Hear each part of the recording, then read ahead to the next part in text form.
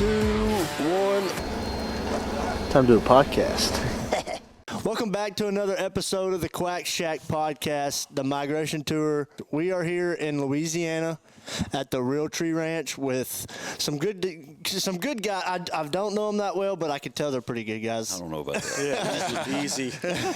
Yeah, this guy just walked in, so we got to be careful with Well, him. he got a nap today, so he's got to be a better guy. Yeah. Than most of Yeah, us, I flew all night from SHOT Show. I don't hear nothing. It's not that. You far had a bad experience today too? Oh, yeah. 1:30 takeoff in Las Vegas is 3:30 at my place. Landed at 7. Yeah, I'm pretty tired. Did you land in Georgia and then drive here? So, yeah, How far is that? 7 hours. That's not bad. Not that bad. Yeah. You had a long day of traveling. Long day. Yeah. From yesterday. And you got your flight got delayed too? 3 times. And yours got what, 2 or 3 times too? Vegas was slacking today. No, it was where they were flying into because of the snow. It was from Atlanta, so the flight coming. Did you fly into Atlanta too? I was supposed to fly into Houston, but that That's got right. jacked Houston up, was so I flew into closed, too. Atlanta. Oh yeah. What a day. So let's introduce yourselves. So I'm Stephen McNally, been with Realtree for a long time. Now the media sales manager there. Ran camera for 16 plus years, produced outdoor television longer than I really needed to. We probably had a lot of fun times. Yeah, this guy a bunch, killed a bunch of deer. I've seen some in here, so. Yeah. Yeah, no, That's awesome. Steven's done a little bit of it all. A little bit, all of it. Chaos All over the coordinator. country. Well, that's the Hey, best, though. you gotta have that guy. Yeah, you gotta have You the gotta guy have that that dude. wrangles in the chaos. Yeah, right. for sure. That's how I kind of live my life, just chaos. But Oh, yeah. what about you, Bub? Cole Barthel, I've been with Realtree probably close to 10 years, 8 Wow. to 10 years. And, I work on the video side as well, but do on the licensing side and independent retail as well when it's not hunting season. So Right. we do several of the YouTube outlets and different media content shoots and things like that. But and we take partners hunting throughout the year, and mostly turkey and duck. But Right. I'd say deer is really our passion. Yeah. That's what you were saying earlier. We'll go ahead and get that out there. Yeah. Love the duck hunt, but We talked for Here's about our 5 price. minutes, It's about and he that, said, I duck hunt for work and I deer hunt for fun. It is work, but I do it for fun. That is true. So where are you from? I'm from east of Atlanta originally, and then I went to Columbus to play baseball, and then I didn't even know Realtree was a mile from my house. Oh, wow. I got an internship there, and then here we are today. Okay, Yeah. sweet. Well, everything worked out. What about you, man? I'm from right here. I'm from right here in Northeast Louisiana. I don't believe it. So I can tell a little bit.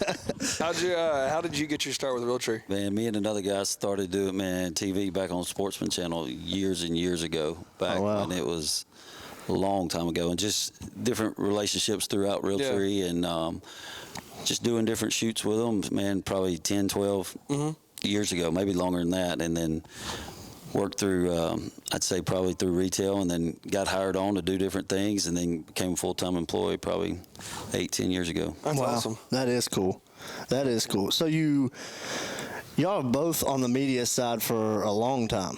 You said you held a camera for 16 years? 15 plus. 15 plus, and then you jumped straight into. Were you behind the camera at all, or? I have filmed some. Yeah. Yes, and I enjoy it. I don't mind filming at all. And yes, we have both been. He's been way behind camera, way more than me. The tensile strength was probably getting good there. Yeah, oh yeah. So you're I went from this to these little things now. And I'm like, that was probably what so were nice. we doing? Oh, dude, yeah. First elk hunt ever went When on. DSLR came out, you're probably like, oh my god. Bro, the batteries alone were 12 pounds, just the batteries I believe in your it. backpack. Well, And that- I look back and I'm like, what were we Our doing? biggest camera don't weigh. Our biggest camera with all the attachments don't weigh 12 pounds nowadays. You know what I mean? You had the big disc you had to slide in. They're probably laughing at our little mediocre setup. We No, that's what we all run Same now. thing we Like, got. Hey, dude, our production has come a long way. We went from no cameras to 2 cameras to 3 cameras. We And went from lights. none to one, and then we realized that the one that we bought only ran for 30 or 29 minutes. And we're like, crap, we just spent $4,000 on this camera. We're gonna buy another one. And then it was definitely a learning process. Dude, we did it all on our own without asking people like idiots. Yeah, we're like, know? dude, you know what? We'll just figure it out. Yeah. Also, was like, dude, should we start video and stuff? I was like, yeah, for sure. Like, we can do that. We can definitely do that. I was like, for sure. And like, I just literally got on Facebook Marketplace, like, cameras. I was like, well, I don't We know what's didn't know good jack cameras. squat. And the first one we got was a great camera. It just only lasted 29 minutes, but you know. Yeah, of consecutive filming. Yeah. Billy Bob gave it a good rating, though. So Yeah, for sure. Yeah. The camera guy on Google, I was like, oh yeah, this one's good for sure. Yeah. And then like, I think the first couple lenses we bought were like weren't even for DSLR cameras, so they didn't even shoot like full frame. And I was like, dude, these are a pretty good deal on these lenses, dude. We should buy I was like, two you of should them. definitely buy these right now. And I'm like, dude, just wasted $1,000 on those. Like, whatever. Yeah. But it was definitely an experience getting into it. I wish we would have asked more people that had more experience. And the funny with it. thing is, man, we have some friends that have been filming in the outdoor industry for a long time, and like a lot of them are just freelancers, but some of the guys that we know are guys like y'all that have been doing it forever. Like Ed Wall, I don't know if you're very familiar with him. What's up, guys?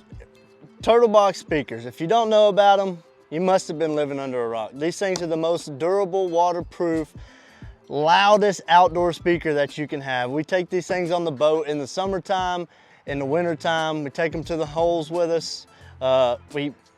Like I said, they're durable. You don't even, like if you have two, you can just throw that one out to the side right there and grab your other one.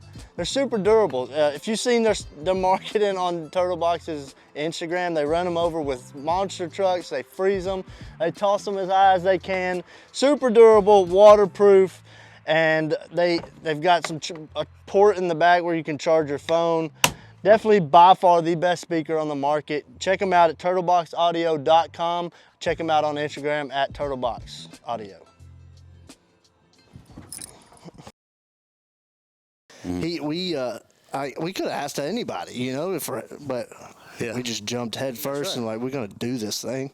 Yeah, went from not having camera to spending a lot of money on one in probably 2 hours. It was like, yeah, we're just gonna start filming stuff. Like, let's just. Well, it was during COVID, so we were real bored. Yeah. Oh yeah, looking for something. Trial and error. Oh, for sure. That's how you learn for the sure. best. Oh, dude. Yeah, for sure. 100%. A lot more error, I think, than trial. Yeah. That's like me at Realtree. So I was an intern, and of course, I watched Monster Bucks. Loved it. Of course. Didn't even know how to turn one on. Like, you want to run a camera? I'm like, oh yeah. Yeah. Oh, yeah, for sure. Yeah, for sure. I'm really good on the camera. Hand me a camera. Don't tell me nothing about it. Yeah. First day I goes with David Blanton. I'm like, oh my Lord. I called my dad. I'm like, Dad, you ain't gonna believe who I'm gonna turkey hunt with.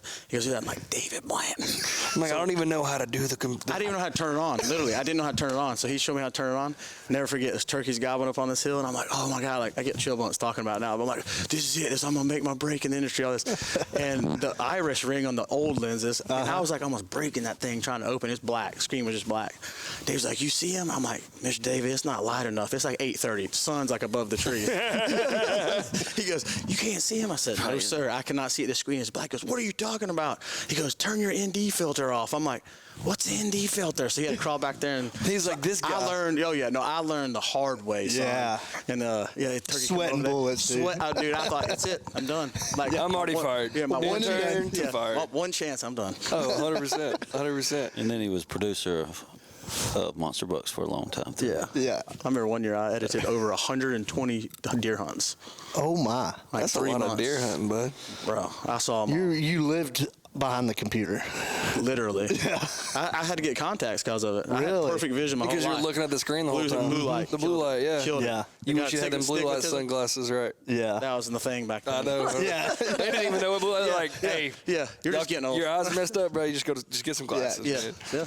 100%. What about you when you first started in the industry? What was your first job doing? Like introduction into the industry, I guess. Like I said, man, back in the day, it was, handing out media kits, doing this, doing that at shows. And, man, I don't miss those days. Yeah. Man, I don't at all. And then, man, that was back in the day. Now, to get a sponsorship's tough. Yeah. From anybody. Right. I mean, it really is. And now people come to, Steven handles that a lot, but come to us for it. And it was tough. But when we were on our own trying to get them, it was, I'd say, I don't want to say easier, but there was a lot more money being dished out for TV. Right. Because you had a lot more eyes on TV YouTube than you did social media wasn't as big as it is For now. sure. And I'm horrible at social media. I don't even.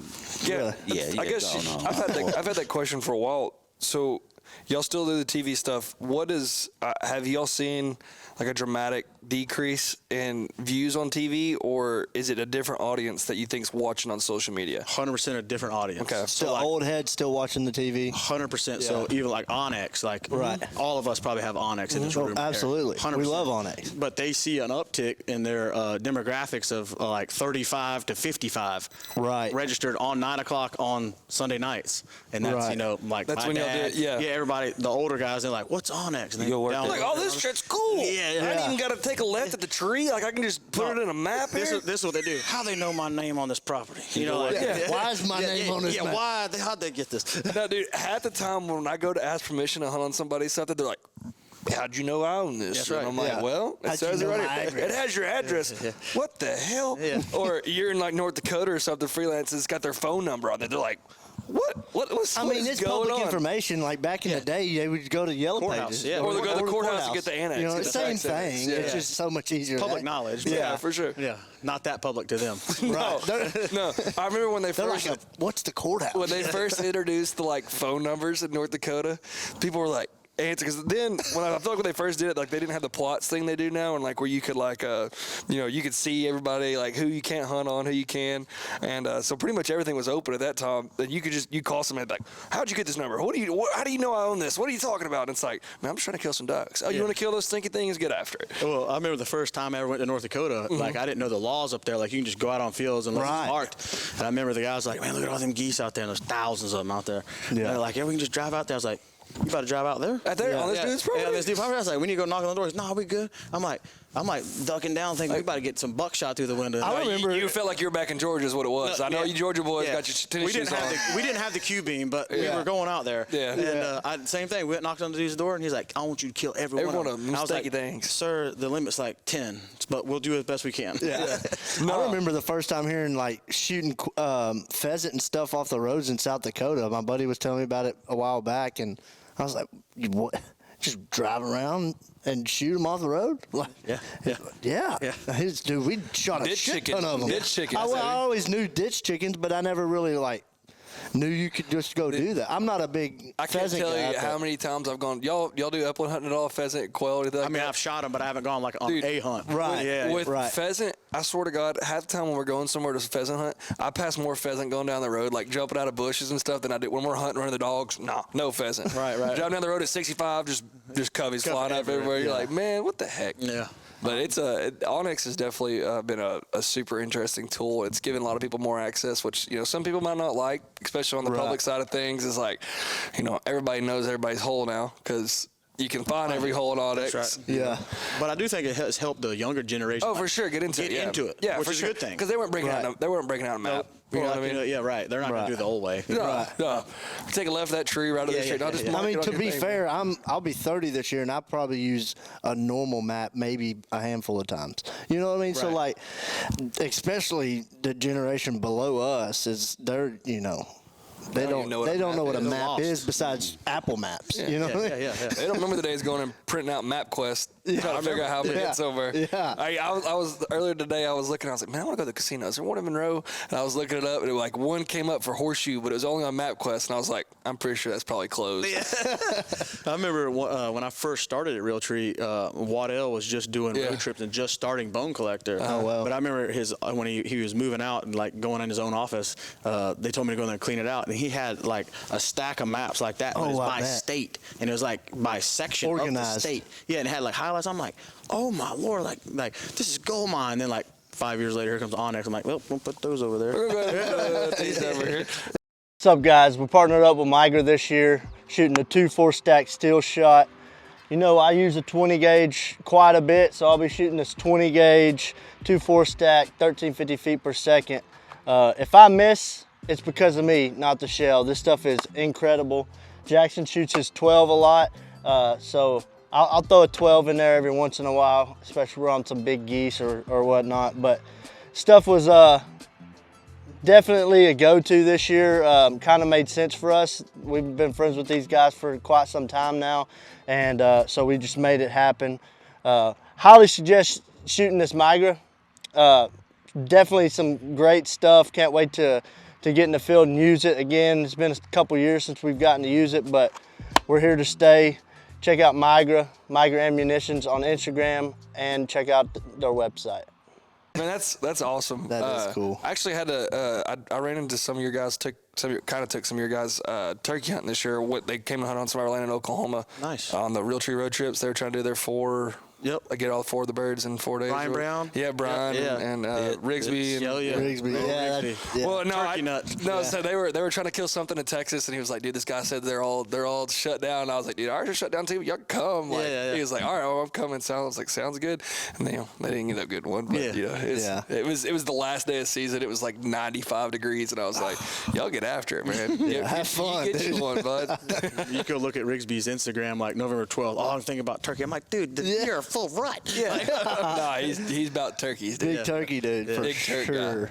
He's from South Georgia, though, so he gets it honest. Yeah. Well, He's so close to Florida, there's not many big deer. them dudes from Florida shoot 95 inches. Are like, man, it's a monster buck. Dude, not wrong. I'm like, I don't know, I know.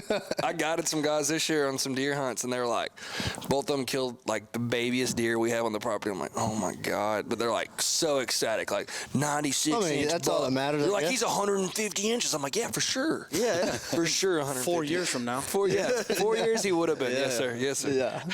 So, no, that's cool. So, talk about your day-to-day stuff during season. We'll start with you, Cole.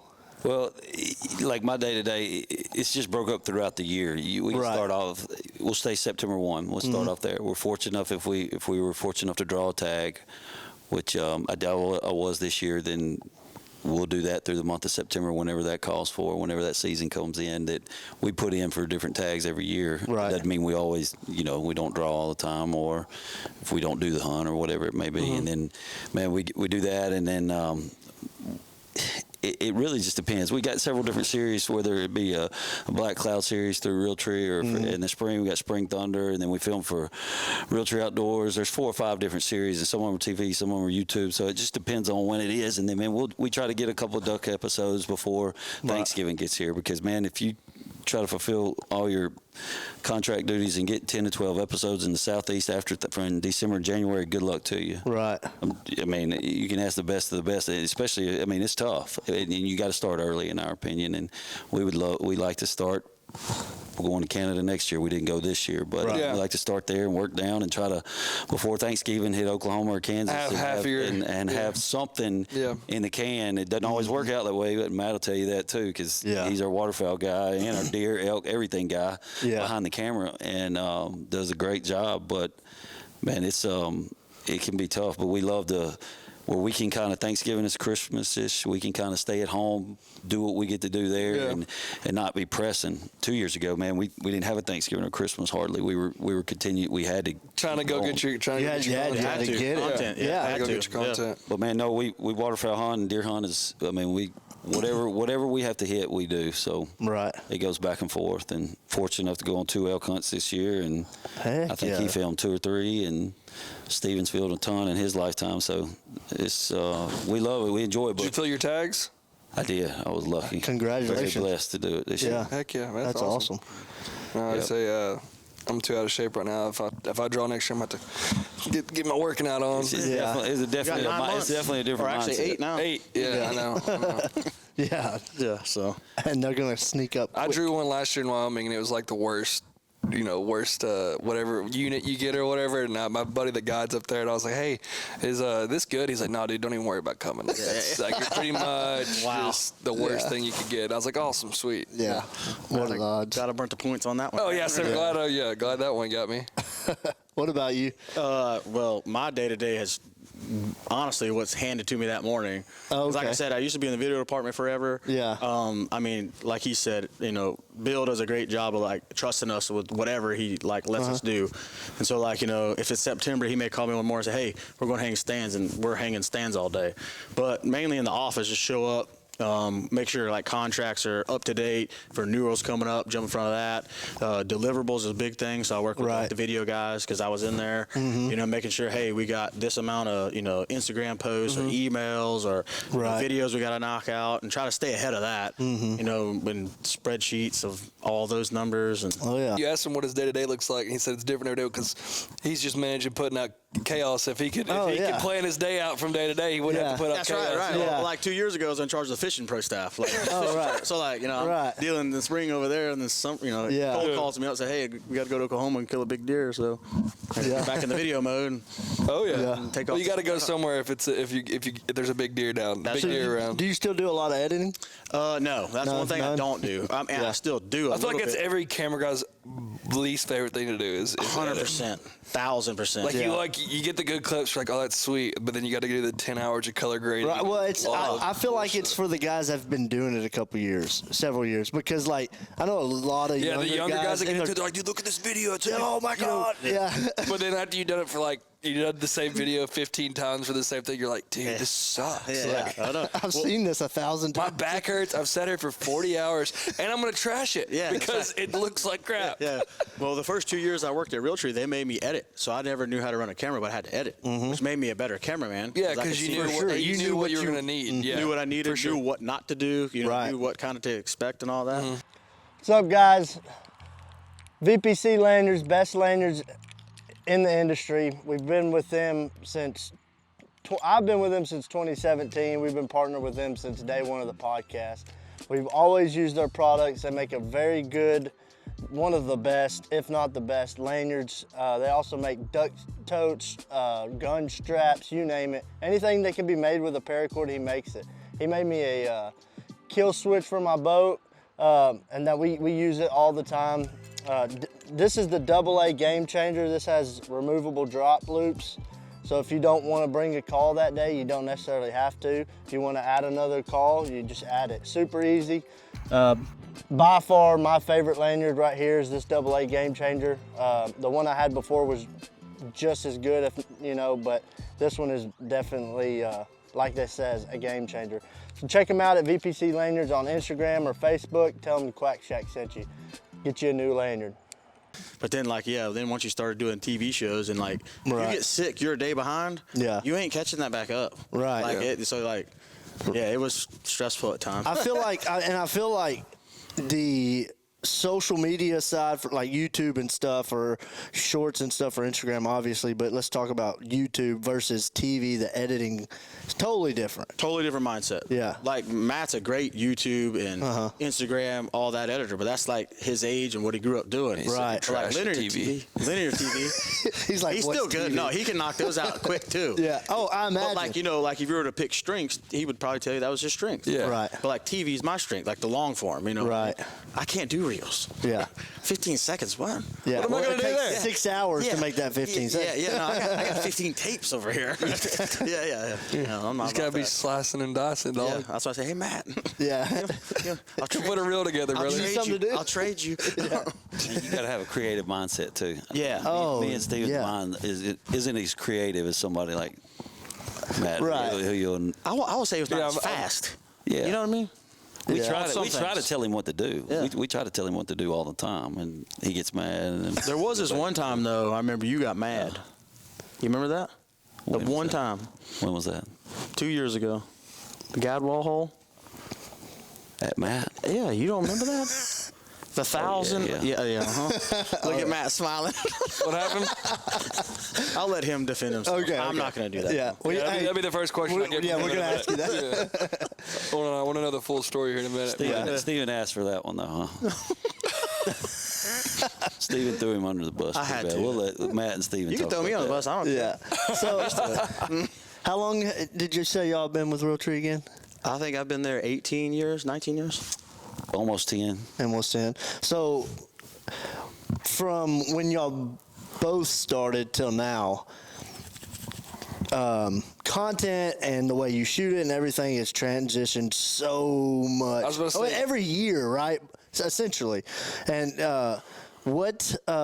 explain a little bit about when you first started.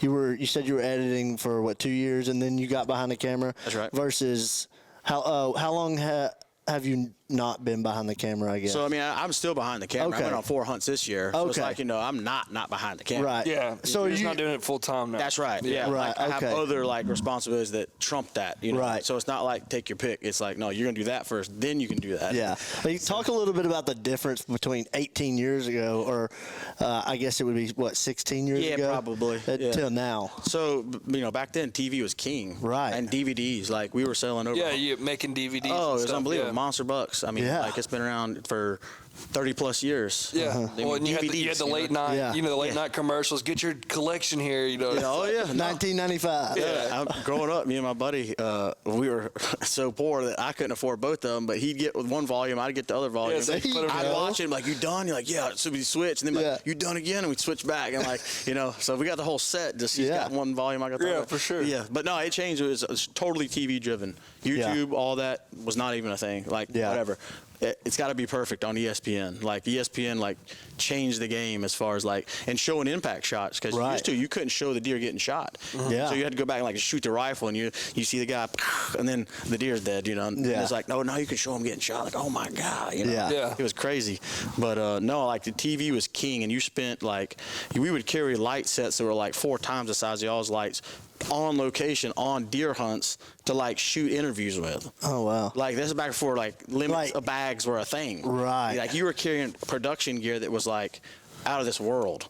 But like, imagine. yeah, but it's all straight TV. Yeah. And then it slowly got, whatever. But I kind of see it evening out now. Kind of went like not away, but TV was kind of losing its luster a little bit. Right. It's still around, Right. There's probably more older hunters now than there are about even than young hunters, Well, see, the way I feel about that is that there's a lot of old hunters and there's a lot of young hunters, but the middle there's not. It's like there was almost like an age gap in hunters, and that's why you've seen the sale of licenses go down is because I think there's a lot of younger guys, but that middle generation is not hunting as much. Yeah, My well, bad. like now, you got Instagram. Like someone kills a deer, within seconds of them killing their it. deer, yeah. Back then, you didn't know that what they killed Until it was in the June, paper. and it was last September. Yeah. You know what I Right. mean? Like you never saw a picture, and that was a big thing. Don't let it out. We gotta Right. air it on, Outdoor Channel or ESPN. Don't show no pictures. Don't let Yeah. it go nowhere. And now some people are like, oh my God, he killed that. And it was like, yeah, he killed it last year. And Yeah. like, wow. Now it's like seconds. Now it's like Oh, the next day. yeah, literally. Yeah, that's right.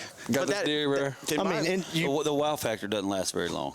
No, at all. It's such a on social media. It's such a fast click. You got to kind of get the attention at first, and then it's like, oh wow, that was cool. Probably won't ever see that again. And, Right. and, you Well, know, like he said, we work consumer shows as well, and we were in Harrisburg last year. Yeah. We'll be there in 2 weeks. was it the Great American? Yeah, or, Great American. Yeah. Huge, 9 days long. Yeah. Brutal. I try to get David to let us go up there for the show, and It's a great. It's 9 days. It's I know. It's an awesome show though. As far as foot traffic, never see anything like it. Yeah. No. For 9 days, even during the week, like how Right. these people get off work and. But man, like YouTube, there's a crowd up there that never heard of it. Literally doesn't know what it is. Canada, the It's- same thing. It's TV. Oh, Canada for sure. Like they were asking for DVDs like 5 years ago. Social media, no, they just don't. There make is those a number- crowd out there, but Yeah. Yeah. we don't see it. We don't always see it Right. from the world. That's we live in. crazy. Yeah. But going back to like what you were saying about social media and like hunting, like I understand it and I understand the importance of it, but I also feel like sometimes like when we kill a deer, we just need to put our camera down, put our phone away, and just sit there for a And little bit. enjoy the. And Sit enjoy there. it. Just sit Yeah. there. Don't say nothing. Just enjoy the moment. You know what I mean? I don't know. I've like been trying to teach my little boy that. Like, hey, it's not about killing. That's a go, good go, point. Go, go. Like, I want to go to hunting camp again. Like, Yeah. no one goes to hunting camp anymore. Yeah. Like, I remember going to hunting camp. That was more fun than killing the deer. Yeah. Yeah. And then I was like, no, we're gonna go kill a deer. Yeah. Like, no, let's go to hunting camp. Spend the night. Like do that thing. I don't know. Like hang out, the Yeah. camaraderie of Right. everything, and, Yeah. and like the. Maybe not even go hunt, sleep in. Yeah. I don't Yeah. know. Now it's like, oh, you missed? What kind of hunter are you? Yeah. Like, You didn't even kill a huge Yeah. buck today, dude? yeah. That's Yeah. it right there. That's Trash. That's a 3-year-old? Yeah. Who are Trash, dude. No, the thing that kills me and is on the duck hunting side is I only shoot mallards. I mean, I get it, but like, come on, dude. you? Bro, they getting the decoys around us. Yeah, I don't that's care what it is. crazy, dude. Like, No. I The only time I'm only going to shoot mallards is if I saw it the day before and I'm like, all right, it's just mallards in here. We're going to let these, we'll kill our bonus ducks. But we're going to wait for the mallards. But 90% of the time, I'm shooting what comes in. I'm just telling you right now, if I'm in a hole and a bunch of gadwall dive in, I'm shooting. I Every don't one of care if we're with 20 I'm people waiting and for everybody it. else is not shooting. Oh, right. Yeah, that's with one you. thing that blows my mind. And there are some mallard purists You don't even they'll shoot die green. Yeah, you don't even before they shoot green. shoot something yeah, else. It's like, You know what I mean? It's the same comparison with deer and ducks. Like, I mean, think about your dad or somebody that taught you, whoever taught you how to hunt. Mm-hmm. Right. They didn't care. Right. They were shooting what got in there and did right. They cared Right. about they didn't care about what it was. You know, just like if it was a 4-pointer or a 150-inch deer, they didn't care. He was getting killed. You know what I mean? And they appreciated it. 100%. Now we're mallard purists, or Michael Waddell. I only shoot 150s plus. Yes. Well, Yeah. I ran around Waddell case. forever, and he made it stuck with me forever when he said this. He goes, I raise children, not deer. Right. I'm like, if everybody would think that way, we'd be a lot more happy. Oh, yeah. And you should celebrate. we wouldn't have near as many big deer, but you'd be a lot more happy. I don't know about that. I don't think so. I think we still would. Well, I'll tell you this. I don't know about that because when they made the 13-inch rule in East Texas, it went from never really seeing any deer over 150 to now every year it's like, oh, there's 15 or 20 got killed this year that big. Yeah. And, when I was a kid, it was like, dude, if he's got a spike, if he's got a horn coming out, he's dead. Yeah.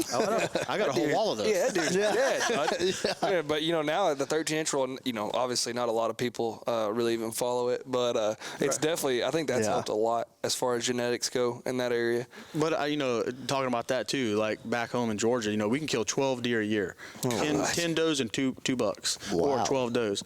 But here's the problem with that is like what you were just saying. We have antler restrictions. That's a resident only thing, or no? You can come there and kill that as a non-resident or. It's got an overpopulation of doe or what? Well, that's what I'm getting. That's my point. Is so we've gotten so focused on killing the top end deer that we're clipping the top end off. Top end, yeah. And we're forgetting the chapter. You still got a cull. You got a cull every year. And you're forgetting the whole chapter on doe management. There's a reason you got 10 tags. Yeah. Right. And I can name on one hand guys I know that have killed all 10. Oh, dude. Probably less than that. I imagine. We have some places in Oklahoma. This is our first year to have them, and we just get in there and you're like, dude, there's 300 doe on this property, and there's like 6 bucks, and it's like we're not killing a buck here. We're gonna kill 40 doe here this year, right. And like some of our places are so overpopulated with doe that we got depredation tags from the game warden. He's like, y'all can kill 45 on this place. We're like, dude, sweet. We get them at home and it's unlimited. Yeah. No bucks, but you can kill as many doe as you can kill in Georgia. Because you're just taking out the top of the population every year. If you kill the biggest buck on your property every year, you're going to run out of big bucks. Well, and so. And if you kill your top doe, you kill your top producing doe, you're done. Done. Yeah, you're done, bro. Toast. Oh, yeah. So, I just know I could get into all that. So there's a whole conversation to be had about herd management on that. It's yeah. Because everybody's got different philosophies. It's like, and my whole thing is like, I want you to kill the deer that makes you happy, and I want you to kill the biggest deer, but I also want to do the best for everybody. Yeah. Right. Like if you need to kill a cull and one big deer, that's what we should do. Right. Like them antler management areas, like where it's got to be this big. If a deer comes out, he's got a spike on one side, he's not legal. He needs to go because that's the gene you're going to spread. yeah. Because he's not going to die. In Texas, it's 13 inches. Yeah. But if it's a spike, you can still kill. You can still kill it. Yeah. Yeah. Yeah, but people are. I mean, you were talking about how the 13-inch rule has helped, and I believe that. But there's still. I mean, I know maybe 2 people that have shot some really good deer this year. Yeah. In my area, and I live in what they call the Piney Woods, the deep East Texas, and I mean, I'm sure y'all used to go hunt there back in the day. Oh, yeah. I know I used to watch it on TV where they would come to East Texas and be 30 minutes from my house, and and there used to be some really good deer. That's right. In South Texas too. That's right. Well, and that's another thing on management. Like you're kind of fighting Mother Nature too, because she has diseases, EHD, CWD, all that's coming about now. Right. And so I don't know. It's a constant struggle on what's wrong, what's right, what you should kill, whatever. But I just think you should be happy. We should celebrate the spike of the kid that shot his first deer. 100%. My favorite deer hunt this year, I shot 2 does, and I was like, dude, that was so fun. That was my favorite deer hunt of the year, by far. I think Matt was a part of this. We did a special needs hunt this year. Brought some guys in the state of Georgia. Awesome. With it. Dude, that was the best hunt of the year. Yeah. They killed 5 does. Dude, it was awesome. Yeah. There's one kid, they had these little track chairs, which is really cool. And he disappeared for 2 hours in his track chair. And he's disabled. By himself? Where is By this himself. guy? No, Oh, wow. we're like, do we need to go check on him? To the track chair? No, these track chairs won't fall over. And it come back, and he's like, I've never been able to walk through the woods ever before in my life. And I'm like, wow. that's awesome. That's Yeah. cool. 2 hours for his first time in his life. He just was went 19 years old, just went walking through the took off. woods, and Yeah. we take for granted everything. Yeah. Oh, dude. You know what I mean? Yeah. So I've got a buddy that's paraplegic, and he's at one of those track chairs, and he doesn't use it as much. And I try to take him duck hunting a couple times, but this was before the track chair. But put them in like a kayak and slid them down a hill, put them in a like it was fun, dude. He's a big deer hunter back in the day, but he doesn't anymore. But a couple years ago, for like 2 or 3 years, we were trying to get tied in with Make-A-Wish to do some duck hunts for kids. Man, that's hard. It's hard to like even. They're like don't even mess with you hardly. That's you know right. what I mean? Oh, I know. We've done a couple of those at, back in Realtree Outdoors days, Make-A-Wish stuff in like Indiana and stuff, and like some of those kids aren't with us no more. Yeah. Right. And like I remember videoing them, like. And you don't, you're open trees and praying harder. You're like, please, I just let them kill them. It's just like you go more nuts than they. 100%. Right. Yeah. No, 100%. Let's talk a little bit about waterfowl. So, did both of you grow up? I'm sure you did. I know you did. You grew up waterfowl hunting? Yeah, they do. Yeah. I was like, Georgia, Louisiana. Okay. They had everything. Oh yeah, for sure. Yeah. So. No, we didn't. That's probably why I didn't like nothing. No, I'm not like it. He's done. I love it. I love ducking, but deer is just my favorite. But grew up. You hunted all over the country for waterfowl? I have been, over the years, but man, favorite place to duck hunt is right here, right out of this door a little bit down there, and man, we hunted. It's not like it used to be where we're at right here. We're 30 miles from Mississippi River, but there's it's a lot more CRP, WRP ground than it used to be a whole lot more ag than it is now. Yeah. It's changed the landscape of how we duck hunt right here. Right now, all this used to be all farmland, and there's still a lot of farmland. But the way you duck hunt now, and when you hunt that CRP and WRP, it's not something you can hunt every day. You're not trafficking ducks. You're not seeing ducks like it used to be. Right. If you see them, you got a chance to kill them here. It's not. It's just one of the things you hunt once a week, once every 10, 20 days. Sometimes you got to manage this a little bit better. You can't shoot. You got to manage your pressure. Yeah, I think so. It's finicky. It's finicky. But I mean, yeah, we're fortunate where we get to. There's a lot of public right here. There's a lot of private and no people. Thank goodness. And then we got a little bit of land too. So and Realtree leases a big farm not too far from here that's locked up tight right now, and it's which is pros inside. Yeah, you got ice skate on one of our best fields, so it's just it is what it is. Yeah. But no, love waterfowl, but love it all, man. To be honest, I didn't really enjoy all of it. And like you just like being outside. Of course. So it's that's what we enjoy now. Yeah. Chasing migration. Are you traveling all over the country or an outfitter that uses a trailer day in and day out to pack your gear, your decoys, whatever it is? Chasing Migration makes the best attachments to go in trailers. They also build some of the best built trailers on the market. You can choose from wader hangers to gas can holders to bag holders to gun racks. They've got a variety of products that you can put in your trailer to make your job even easier. If you're looking to get a trailer built, check out Chasing Migration. Or if you're wanting to add some accessories to your trailer, check out Chasing Migration on Instagram or check them out on the website. Yeah, I got a 6-year-old and a almost 4-year-old, and they are ate up with it. I didn't grow up duck hunting. He did.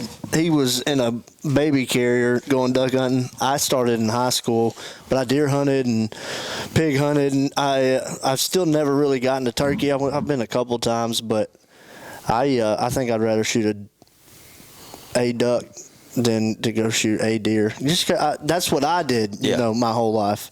I was the same way. And bass fishing, dude. Like, grew up. If I didn't have a baseball tournament or a football game, me and my dad were at a bass fishing tournament. You know what I mean? Every weekend. Oh yeah. And so like I don't care to fish, and I didn't really care to fish until me and her started dating, and so I would just take her, you know what I mean? And now I'm going to start taking my kids, and so I'm going to have to get back into the deer hunting and I got enough fishing, patience for the fishing. I just I just don't have enough patience. Sounds like him. I'd rather cut grass than go fishing. Dude, I'm the same way. He's got a pond right here. Dude, that's different. So like I'll go out to our family farm where I know that every 3 casts or so I'm gonna catch me a fish. That's fun. Yeah. But dude, I live 15 minutes from the best bass fishing lake in the United States, Lake Fork, and I mean, So 15 jealous. minutes from there, like maybe 15 minutes. Like you could if you got in the creek behind my house, you could just go all the way down to it. And I just don't. I'm just like, man, I don't get it. Now it's a little more interesting because they got the whole, pretty much catching them on a TV screen. Oh, And, dude. Yeah. These two are fishermen, though. Hey, They don't be trashing it till you They try love it. it. No, it's cool. we did I it like last that, week. I like It that was better. awesome. I You like can tell that me way we're going better. to catch you, and I still Oh, there's a probably fish won't. right. You're looking on the screen. Yeah, a little bit. And then see your lure fall down. Yeah, It's no. not that easy. Oh, come on. It's not. It really ain't. It ain't. You got a little window. You got to get the cast in, so it's more technical than you think it is. Yeah, what's that kid that won the Bassmaster at Fork this year and he caught like the highest bag ever? Yeah, it's because he was over there He had playing a 48. He had a JT, 48-foot flat screen TV on his But boat. they limited it this year, though. You can only have so many inches of Yeah, screen. dude was on your over there boat. with the freaking drone down there, like, looking at him. Like, yeah, I did not know that. Yeah, and so they needed to because it was getting a little out of hand. Dude, some of them screens should get what? Like 5 screens on A the back, 22-inch. the whole front lined up. NBT makes a 25-inch 25, screen, yes. for the front. I saw one. Now they have a limit. I think it's like 40-something inches or 30. Don't quote me Total. on that. Total on the back and the front. Okay. But what some of them, I don't know if I should be saying this, but I am anyway. So they got on the trolling motor. What some of them are doing are mounting 2 of those transducers on their jack plate in the back, so it's facing out the back, so they could be idling and be looking live scope out the sides. This is crazy. But the MLF is now where they make these lock boxes now, to where you have to put a lock box on the transducer, so you can only use it one period of the whole day. That's interesting. Yeah. Yeah. So they're They go spend 20 grand on It's like this- screens for my boat and only be able to use It's like half the of them. unbelievable. It's like the steroid era. They got to like Yeah. Yeah, give it a little bit. They're still in the record books. Yeah. Yeah. Just saying. Exactly. You're not wrong. No, so you grew up deer hunting is what it sounds like. I was more saying than anything. exactly Yeah. like he was. Yep. And then learned a lot of duck hunting from him. I had a buddy that got me into duck hunting back in Georgia, and it was not duck hunting. It was more like just going sit. Wood duck watching. Wood duck watching or hoping. Yeah. Like we didn't kill nothing. They've been killing them in South Georgia right now, man. You ain't lying. So that's another thing I was going to bring up. So and North Carolina. Lake Eufaula in Georgia, it runs on the Alabama and Georgia line. Dude, they're killing like stringers that you see from Arkansas. No, yeah, I have some buddies. It's crazy. Crazy. Mallards and widgeon, and like I have some buddies in South Georgia like, man, we killed our first widgeon ever today, and I'm like, dude, that's cool. Dude. Cool, yeah. Jackson's like, I shot 462 of them this week. You've been killing some widgeon. Dude, widgeon. I could care less kill another widgeon this year, dude. Oh, yeah, whatever. No, I swear to God, dude. We've had so many hunts. We've shot over 100 widgeon. It's just like, man, I love widgeon too. I did. Yeah, I still do, but I'm like, I ain't getting up early for it. At one point, I thought Jackson was in what's it, Washington? Where they Washington, always yeah, killed with us no a map. crap ton of widgeon, dude. Yeah. No, but the widgeons are cool. I got into duck hunting though from Realtree. Like I was. Oh, really? Yeah, I was on a moose hunt. It's funny. I was on a moose hunt in Montana on the Ruby River. Oh, in wow. October. Yeah. And we killed a moose, and I had 2 more days there, and I kept on looking out the back window, and it's a lot of ducks, man. Dude, they were just like literally fly away all day, just going up and down. I was like, man, what's a duck license cost? It was a long time ago, and I think he's like $30. I was like, you got any steel shot? He says, yeah, I got over and under. Dude, I went there with no call, no decoys, no nothing every Shot day. your limit. It was using a bass fishing net, getting them out of the river. Wow. And I was like, I got to get into this. Yeah, dude. That's all she wrote. That's crazy. Yeah, that was probably the best time you had hunting Oh, dude, it too. was That's probably the unbelievable. best duck hunt you've ever had. It was unbelievable. Like you were killing them like in the Rocky Mountains, like right there. Oh, yeah. Like, it was I know what you're beautiful. talking about. Beautiful. Yeah. Yeah. Beautiful. So no, I've that's been around that area before. yeah. Yeah. That's crazy. Yeah. That's that area over there is pretty cool. Yeah, it's just the scenery. It's in the middle of nowhere, though. Middle of nowhere, and you don't think nothing should be there. No, bro. And then all of a sudden it's like, where did all these ducks come from? It's 4:00 in the afternoon. There's 500 out there. Yeah, 100%. You can hunt on those up there all day. All And day. There's no first flight, single. It's just always flying. You could sleep in. You gotta Yeah. get up or nothing. 100%. There's a couple states like that. This freeze that we had in Oklahoma was nice. We were able to sleep in a couple of days because they were not feeding until the afternoon. That's right. It's like, always sleep in, just go set our stuff up at lunchtime. That's right, yeah. Get some pizza out there. Like, dude, that was nice. I get used to this, man. Yeah. I was like, you folks up north, y'all got it easy. That's right. They do, dude. Oh, yeah, for waterfowl. Oh, man.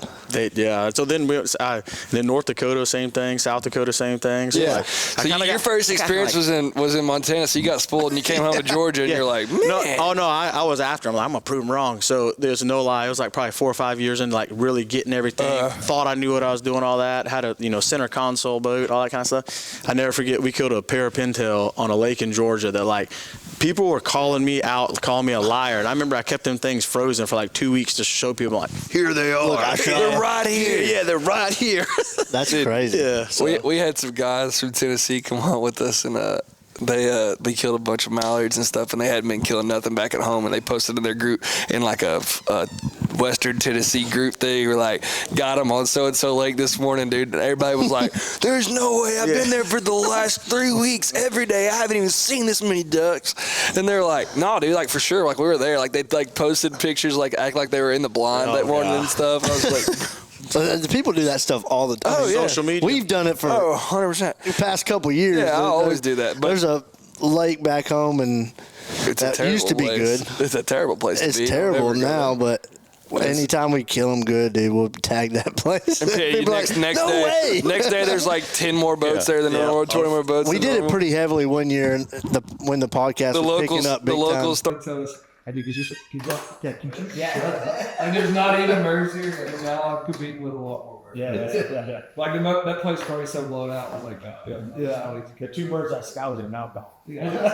Yeah, people are still Well, I sleeping think- my whole on Thursday. yeah. I think one of the biggest problems with the waterfowl industry, as far as hunting public right now, is the scouting. Like you got to scout, like people just go in there. On their boat, you busting up on the rats. How do you expect to kill a bird? You're gonna keep busting up the rats just driving through, or you're doing circles around the coves on the lake or something. It's like, dude, get out your boat, walk. Yeah, take a pair of them. Yeah, Look out for the fun. Yeah. You ain't gotta go just That's rooster always tail been a all the way problem, down, though. dude. I feel like it's so much worse now though, because like people go through the woods just hauling ass. And I'm like, dude, get out, walk 2 miles, and look for the birds. That's right. Yeah. That's right. Yeah, but I feel like that's one of the biggest problems as far as waterfowl goes, is in that scouting. Do you think it's etiquette, or do you think it's just not knowing? I think it's not knowing. I think a lot of it's not knowing. Yeah. I think that, there are those people that don't give a shit, but a lot of it's just a lot of people, like you said, the younger generation, and they just don't know. Well, that's one reason why we started the podcast, is because I started seeing during COVID, and he started, Will started seeing like all these younger people getting into it with nobody to, because originally we just started talking about like ways to do things, like nobody showing them how the proper way to do stuff. That's what a lot of our content was on the podcast anyways when we first started. Yeah, because How-tos. how to, or like, hey, this right is the way. proper etiquette. That's like, right. I think my breaking point was one time we were hunting some public land in Oklahoma, and these ewes, like obviously like high school kids, came over and just were cussing at us. Had fireworks, and they were standing like 500 yards away from us on the other side of the creek. And every time because we got their hole, and every time birds were coming in, they light a firework and throw it, and just yelling and something like that. I don't think they know. Like they just didn't know. Like they thought it was funny, and I'm like, That ain't funny. I'm gonna shoot you. Yeah. Yeah, I mean, realistically, like they got lucky that somebody else wasn't in the Oh yeah, hole. 100%. That's right. You know No, what they I mean? got lucky that there was a creek between us, because there was a couple guys that was with me that was ready to go over there and kill these people. Yeah. And I was like, dude, I think they're like kids. And then like we ended up seeing them at the boat ramp, and they just didn't know any better, Yeah. And so I think that's the best. That is one thing about social media that's good, and it's definitely has taught a lot of people a lot of good Yeah, things. but then at the same time, you have to think about like, a lot of people don't know better, but stuff like that, like, common sense. Come on, bro. Yeah. No doubt. It's like You know bass what I mean? fishing. Like, come on, dude. Why you Stay come down there. Hey, you see me right here? Yeah, right. Trolling? Don't just come in here and wake me out. No. Oh, yeah. No, trust me. I've had many of those arguments. Oh man. Get away from my dock. Yeah. You don't own the water. Yeah. Yeah. I own this water. Yeah, no, you This don't. is my water. Yeah. Same thing with trout fishing. Like, you can't come up this river. What do you mean you own the river? It's going all the way down there? Like, Yeah. it's the same water that's moving? Yeah, that's what I think. Don't get me started on that stuff. Oh no, dude! My favorite's like watching the videos of the people. They're like, "Get away from my dock." Yeah. They're like, "We're fishing under your dock." Well, you can't fish here. It's mine. My property. It's like, no, it's not. Yeah. And then like these guys, some of the younger kids would be funny. It'd be like, "My granddad owns this lake. This is my granddad's lake. Yeah. We own this place." Right. Yeah. Sure. Well, watch this. Yeah. I guess you own these fish too. Yeah. 100%. 100%. Don't catch that pet bass. Oh, wait. I think he's biting it. Yeah. So, That's funny. You want to hop in here, boss? PA does. Come on, now. does. Come on, Right, now. that's Jump bit- in right here. Let you and Steven tell some of y'all stories. Yeah, I'm ready. I'm interested in you that know other what we story. got to hear. I first. know, yeah. We've partnered with Mallard Bay to make booking your next trip even easier. Go to mallardbay.com. Once it's up, you'll see a different variety of things you can choose from, recently booked trips, and if you scroll down a little bit, you'll see the different states that you can tap into. The easiest way is to click the Start Your Adventure tab, type in a location or species, For instance, Oklahoma duck hunt. Click it. It'll show up all the outfitters. We're going to click Prairie Creek. Scroll down. You'll see the different packages that you can book. Select your dates. Continue. See the total. Create an account. Pay for your hunt, and you're ready to go. If you're looking to book a new trip or a trip for friends and family, go to mallardbay.com and get on your next adventure.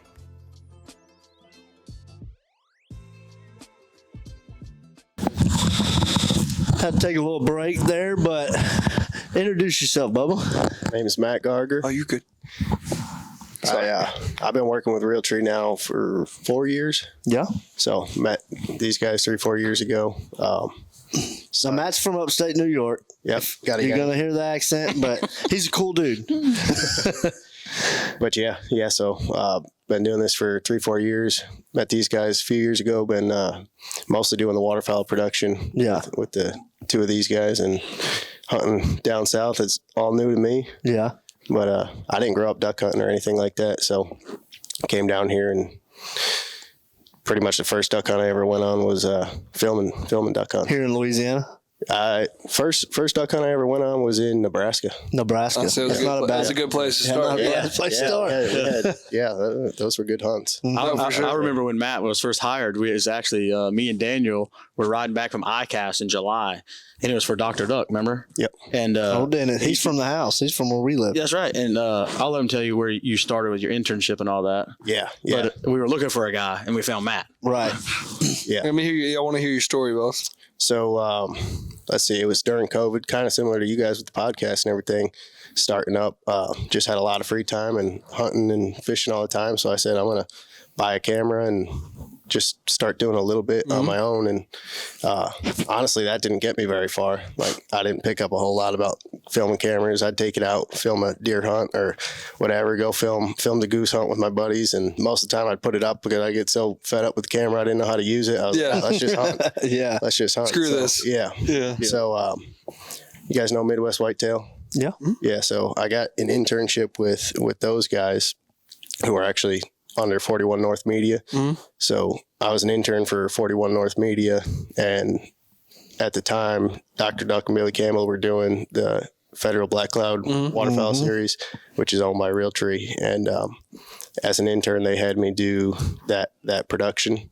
So I went from not knowing how to turn on a camera to, hey, you're going to go film this waterfowl production. So you ran around with Dennis and Billy? Yep. That's a good experience. Well, Billy's a character. Billy's the best, dude. So that was funny. when me and Daniel were coming back from ICAST. Dennis called us and like, dude, this kid's never ran a camera, and we're like, dude, trust us. Yeah, they're freaking out because, like, they're going like what you're talking about, content, like, gotta get it. And we're like, no, dude, we got this kid. I promise you, he's gonna be okay. Here we are. Yeah, which they had a lot of faith in me because I did not know what I was doing, but I said I'm gonna do it. Yeah, I'm gonna do this whether it's bad or not. Yeah, that's right. Yeah, that was sometime in July when they asked me to do it, and my mindset was like these guys are saying, grow up deer hunting, and that's all I ever did. I only had ever been on a couple waterfowl hunts. I was all excited to move out to Iowa and film deer hunts. Yeah. I'm going to go film these monster deer. Hey, actually, we need you to go run around with some East Texas rednecks and shoot ducks. You see these guys that look like cavemen on public land. Yeah. So they asked me to do that, and in the back of my mind, I'm saying no, but I'm like, yeah, absolutely. But it was a great experience getting into the video stuff because I had this whole series to do on my own. Yeah. So they literally sent me out there. I had Grant Noble. He had done it the year before me, and he was still working with 41 North Media at the time. They sent him on the first hunt with me, and then after that I was just with Dennis and Billy. So I went from not duck hunting at all to hunting with some of the best of them out there, which was also great. At least you got a good experience up front. You didn't start off with some yahoos. So I kind of got thrown into the deep water right off the rip, but I think that was the best way. That's a good experience. Dude, that's sometimes, dude, just rip the Band-Aid. He killed it. Like, I mean, it was all right out of the fire into the boiling water is the best way to go. 100%. He did a great job too. Yeah. Still is. I mean. Yeah. Well, so as an intern for them, doing that production, it was the best thing that ever could happen. Trying to get into the filming stuff because I was working for Realtree, which I didn't even really realize at the time. Yeah. You're like, I'm working for this company that works for this guy. That works for these other guys. I was working for a guy. I'm doing it for free. Yeah. These guys are like, be quiet. Yeah. So I'm not even sure if I'm getting paid. I was not. Yeah, barely. Like $10 a day, lunch money. Yeah. Think I can borrow y'all scraps real quick? I never forget though. I don't know if you remember this. Whenever you come down to office visit during that time. Oh yeah. And you were coming to. He was doing the waterfall. He's thing. my host. Yeah, I was like taking him around, feeling him out, see what kind of guy he was. He goes, "You think I'm winning a pair of waders?" I'm like, "Yeah, dude, I'll be on that for you." It's like, it's like you're going to be in the water all the time. Yeah, like I'm going to give you some waders. Yeah, that's what I told him. He's like, "You think so?" I will buy. I'm like, No, I will get you some. You got to work 23 days to get one pair of cheap waders. Well, I was probably all worried about it because that whole first year that I did with Dennis and Billy running around on public land, I was wearing the fly fishing waders that I got from my grandfather. And you were cold. Freezing. They didn't hook you up with no waders? I got no waders. Come on, dude. Dennis and Billy. We know Dennis and Billy watch this. I'm going to mess with them, dude. Yeah, I'm going to give them shit. That is messed up, dude. I'm like, y'all made this dude wear freaking... I know they have so many waders. That's so messed up. They've always had a wader deal. The sock waders, Always. Yeah, and then I never forget when he said that. I'm like, is this guy joking? Or like, did you ask for some? No. Hell no. I'm just You know he going didn't. for it. Matt will not ask for anything. Yeah. He'll have his finger fall off before he asks for a Band-Aid. Oh, we were all good. Yeah, see? I mean, hey, bro, I see you got like 5 pairs in there. Like, can I just grab one? Dude, Like, I take it. Dude, well, Now Billy's, I'll you take probably can't fit in Billy's. Billy's a little, Yeah. yeah. On a step. Got to get kid size. Honestly, I think cameramen are just, I don't know about you particularly, but the ones we've worked with and the ones we know, like, they don't really ask for much. No, it was understood We're when just I glad started. to be You there. don't You know say what I mean? anything like Like, that. Yeah. And then like him, like we'll be out of town and I'll go to like buy dinner and he'll be like, "No, you good?" And I was like, "No, I have this." My responsibility to feed you because you're with us. And he's like, all right, whatever. Yeah, no. But he will never Do y'all ask. mind stopping by the gas station? Like, I'm sorry. Or like, you can tell he's like, dude, you want to stop by the gas station? He's like, yeah, for sure. I got to pee really bad. Yeah. I'm like, I've had to pee for like 4 hours. So There's still dude, 2 all right, bottles up back here, but can you mind? Yeah. I'm sorry. That was just that's a Side real thought. thing. No, it's legit. Yeah. Well, because most of the time, camera people are introverted. Are you introverted or are you extrovert? No, I don't think so. Yeah, I feel like most camera people, they start off, like, especially in the industry, I've seen, like, people first start out, they're very introverted, and then, like, I obviously. think I was at first. Yeah. And then you kind of get settled into it, and you're like, these guys are all pretty I know cool. our last guy, he is A completely different person than he was when he started off. He was Totally different. He was going to be a law student, and he had we like screwed a him up. 4.0 GPA. He was going to A&M to be a lawyer. He'd be a lawyer. Like, dude had a lot of good stuff going for him, and then He he was loves his life like, now. I was like, hey, dude, you want to like come film some stuff for us? And he was like, yeah, for sure.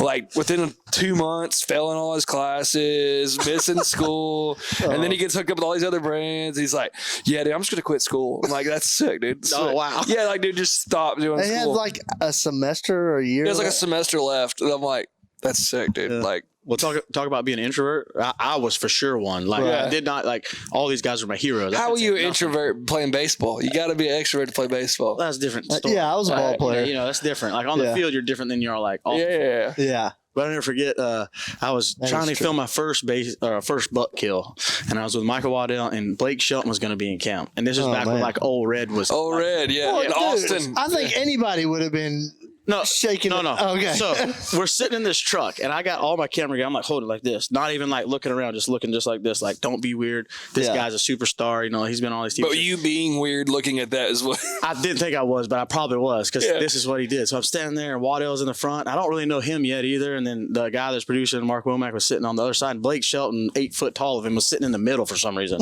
And I remember sitting there. I'm like, do I even say anything? Like, do I just sit here? Just shut up, dude. Just be cool. And I'm just You're talking yourself up. Yeah. I'm like literally in my head, like battling Holding this massive camera. Yeah, literally. This camera's this big. My backpack's this big. I'm like holding on to it, trying to, make it a superstar. And this is no lie. We're sitting there and we pull up to this spot. Like, all right, Blake, this is where you're going to hunt. He reaches up underneath my backpack of it and grabs my thigh right here and goes all the way down my knee, squeezing it. And I'm just like, Is this part of the job? yeah. I was like, hold on a second. Hollywood. Yeah, and he just gets off. He just gets out, and I'm just like, what do I even say? And I can't bring this up to Waddell. And like this dude just he just got my leg. That's how it happened. Yeah, and I'm literally like, and so like for 4 hours the tree stand, I'm like battling in my head. like, bro, did Blake Shelton just make a pass at me? That's what. Yeah. So like, talking about being an introvert, this is why we are. Blake Shelton just made a pass at me, and I'm literally like, if I tell anybody, they're not gonna believe me. right. And then they're gonna kick me out of this whole group thing I'm trying to get into, Dude, that's how it starts. And then I get back in the truck. He hits me. He goes, "Got your ass, didn't I?" I was like, "Yeah, man. Let's not do that no more." He goes, I was thinking about it the whole time. 4 hours. I was battling the whole time. I don't know if he recorded. I was really like, "What do I do? Do I tell him? Do I confront him? Do I go to Waddell?" He just molested me a little bit. Yeah. I don't even know. Like he don't even know my name. Dude just rubbing on my thigh over here. That's so funny. Playing gay chicken with me. And you don't even know me. What do you say? Yeah. Yeah. Like think about some celebrity. No, 100%. What do you say? Yeah. Some celebrity come give you a hug. Your favorite celebrity. What do you say? You're gonna lock up like I did. Yeah. No, especially like finesse my leg, dude. No, it wasn't like he just grabbed, dude. He went all the way to the See, knee. I'm the way I am though. If he would have like grabbed my leg, I'd have like grabbed his back and like looked at him, like because I'm just extremely like. Nah, man, that's like if you Trump sat down right next time. I'd grab him. No, I'd give him a wouldn't. kiss. No, you wouldn't. I probably think you would. probably would, I don't know. I would. I guess we can't really say what I've never had that happen. Yeah. So Yeah. I mean, I hope Blake Shelton never touches my leg, but No, that's me. And like I just got started. Yeah. Just like him in the way. It's just like, what do you say? dude, that's a cool story. Billy and they didn't touch you. Billy did never touch. Okay, I just making sure. We can talk to him about that. They didn't give you. They didn't give you any waiters, so I didn't know what they were trying to do out there. No. I'm gonna give them help. So when you ran the roads with them, what, a year? Yeah, Yeah, October that one through season? January. Yep. Yeah. Yep. And then where'd you go from there? So I was still in school that fall that I did it. I was actually somehow managed to get credits for that internship. Hell yeah. So that I could graduate on Seems time. like a pretty good deal. Yeah, because I was an environmental science student, so it wasn't like it didn't like. It wasn't fit even in. really relate to. I had a biology degree. Yeah. All the people in my class are like doctors and friggin' pharmacists. I guess I just made managing it a wetlands. Yeah, and then here I am. Well, I just told them, I was like, we're going to be hunting. It's all about conservation, and we're going to be documenting this series. I just made it. Were you sound going to good. school in New York? Yep. They're Super probably like, what the fuck? Yeah. Yeah, but it worked out. So I did that, and then I had one more semester of school, so I finished that up, and then moved down to Columbus, Georgia, where Realtree is based out of, and lived down there. Moved down there sometime in July or August. Yeah, you like it? You like it in the South? I did. I ended up going back home. Oh, you're back in New York. I'm back in. Yeah, so I live. You work remote. Yeah, yeah, because a lot of what we just do. travel. Yeah, I mean, 'cause when it's off season, I mean, you're just sitting at home video. Like it's all editing and. you didn't like the South, dude? No, I did. I like the South, but home is home. Yankee. Like, yeah. So when he came down and I was taking him around. I'm a proud I was taking Yankee, like too. all Civil the. War champs. Yeah. That's right. My God. We got you there. Here we go. There's like triple the amount of y'all, dude. I mean, come on. It's honestly sad that it took you so long. You Southerners think you're so tough, but Dude, literally had we had a quarter. Another Civil War. We're getting off track here. We had a quarter of the people, saying. and it took you 5 years to proud win. Yankee. Took you 5 years. Anyway, I was taking him around to all these nice places in town, like the best places to eat lunch, all that stuff. And never forget, we went to Minnie's, which is a fried chicken place downtown. Yeah. It's unbelievable. I remember we get done eating, and Matt, he goes, "Man, do y'all eat like this every day?" I was like, "Man, welcome to the South." Yeah. Why do you think we're all big? We're gonna get fat. We're gonna get fat, first bro. meet in 3. Yeah, see, first meet in 3 ever. Yeah. Wow. Yeah. I didn't even know that was like an interview. I was just like, "Hey, you're gonna come down and we want you to meet some of the guys from the office and stuff." So I show up in shorts and. Were you kind of nervous and a about t-shirt. No, I was just going. There was meet, no one meet there guys. though. Remember? I just remember you picked me up and I hung out with Steven all day. So, which I don't know if that was Realtree's best choice, but Oh God, he's their chaos. here we go. Chaos Here we go. manager. See, Yeah. here we go. Chaos manager. So since talking about chaos, we got to talk about that story. Yeah. So what's this story about the time he got mad? Tell at the whole yours? story though. Tell the whole story. So there's a true and a false to that story. Cole, I want to hear the false first. well, then I need to tell. I'm going to tell you. I'm going to tell you that. Yeah, I want to hear your side. he's got From, the I want to false hear side. y'all's Okay, side. His story. I'll bring it all the way up to the We're climax. going to be Dr. Phil's okay for you. You got to hear the true side first. So so Cole Matt did and get Cole, mad at me, and he did yell at me, and it's all on video. I'll give you the clip. Okay, throw it over the That is podcast. 100%. That part's true. He took the hat off and was like doing like the baseball manager thing. You were really mad. What are you doing? Yeah, no, he goes like Matt, and then stopped, and I was like, oh boy. Cameraman shoot. Huh? You let him shoot? Well, all right. So there's some more context. Okay, we'll start from the beginning. Yeah. Let me hear the story. I want to hear the whole story. So me and Matt were going up to North Arkansas to hunt with our buddy W.E. Red Dog, one of the original duck commanders. Yeah. Well, Matt and Cole had been scouting this Cypress break. Cypress break, yeah. And they've been seeing all these ducks, and they're talking about thousands. I'm thinking, like, for real? Like, what are we doing up here? Yeah. And Matt's like building me up. But now he starts telling me all this public land stuff. Like, we're gonna spend the night, man. We gotta stay in there. I'm like, isn't this private? And he goes, yeah, but we gotta be in there. I'm like, how big is this place? He goes, it's right off the road. I'm like, and I never could get a straight answer from him. So I'm getting a little irritated, because he's like, I don't know if he's lying about the ducks, but he started sending me videos. I'm like, all right, it's legit. So we come back. We had to get back. And we did fine up there. We had a good episode. We come back. We get in there, all that. And sure enough, dude, it was insane. Like, it was the craziest thing I've ever seen. Thousands of them just dropping down in front of us. Like, two of them could have grabbed my hand from us. So we're literally, it was quick. We get done. Well, I was trying to be ex-camera guy that I was, say, hey, Matt, why don't you start shooting? Here's the gun. So I give Matt the gun. First bird, now you can pick it up. Well, there's some details that you left out because it was unbelievable. Like a thousands gadwall just poured into the hole, and this went on for 30 minutes straight, and it was still to this day the most unbelievable thing. And I'm still in my introvert stage of cameraman. No, he ain't. I was, and I came out of my shell. He was coming out of his shell. I just realized it was that moment when I came out of my shell. Oh, and so all these ducks are coming in, and I'm sitting here with the camera filming this whole thing, and this is going on for 30 minutes. We see 1,000 ducks, and he shoots his limit, and they're still working on theirs, and so he says, all right, we're gonna trade. He's gonna take the camera. I'm gonna take the gun. And we're gonna let Matt shoot the first bird that comes in. Okay, hold on, time out. So the first bird, and you forgot the last half what came out of Cole's mouth that does right. Right. Okay, continue. Oh yeah, I did forget that.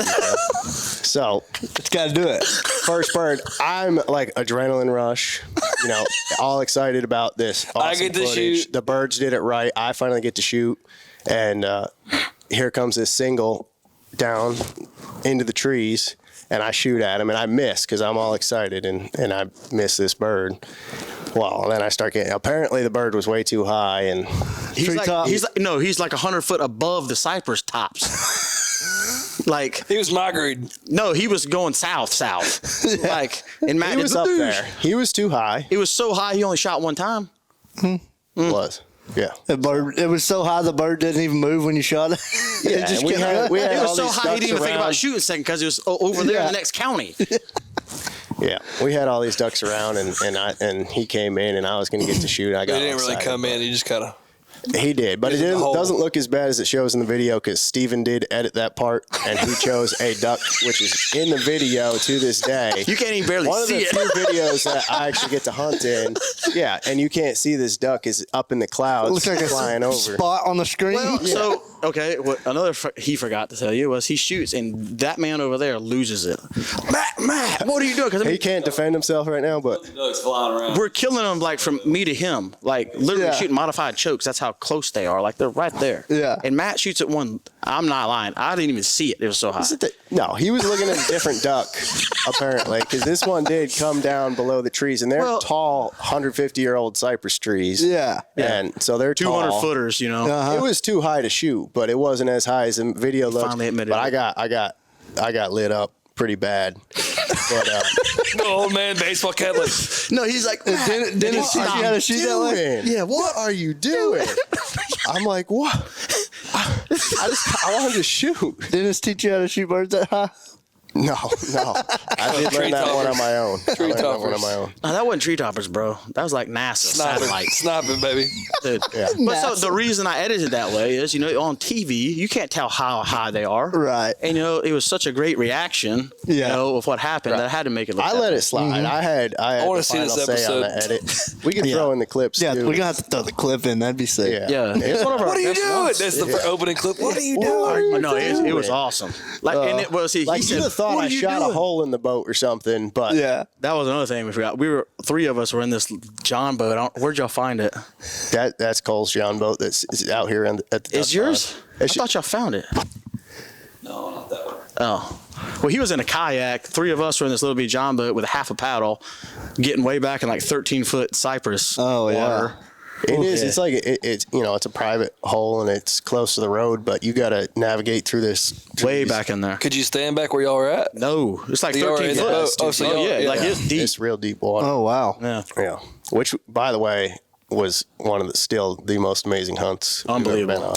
on. I mean, one of my favorite holes in Arkansas is just a big old cypress hole. Yeah. I like the cypress hunts. Yeah, Man, it they're was beautiful. The only thing that sucks about cypress hunt is the cypress knees.